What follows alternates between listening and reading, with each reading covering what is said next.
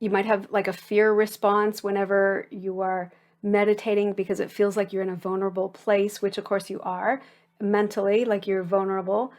Just being vulnerable in any situation can bring up that fear response. You have to look at what works for you to get past it, so that you can relax, get your mind off the stress, get your mind off the hypervigilance, so that you can feel lightweight, grounded, relaxed. And another thing, a couple of things that people struggle with PTSD is caring too much about what other people think of you. If you've had trauma, even as a child, see PTSD, you might have learned that it wasn't an option not to care what other people thought because that was your survival. You had to be hyper vigilant to everybody's moods, and if they were, you know, switching from a positive mood to a really dangerous negative mood, you had to be hyper vigilant to protect yourself and keep yourself safe.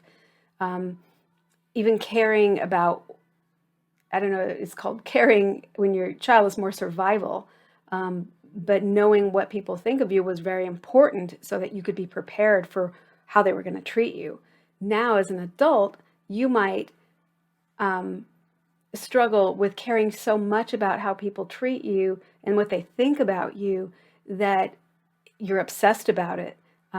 It's almost like what once served you isn't working anymore. Now that you're an adult, you're in a good place, but you're overly consumed with the hypervigilance of everyone else's moods.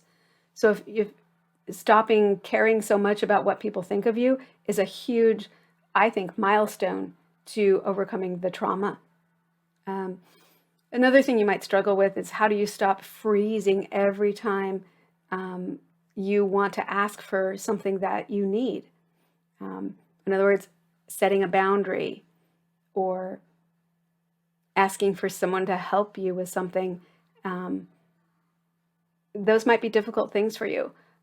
You also might struggle with playing small and hiding who you truly are, because when you're in the trauma, in the PTSD, the abuse, the neglect, being who you truly are, especially if the narcissist was involved, being who you truly are was never acceptable.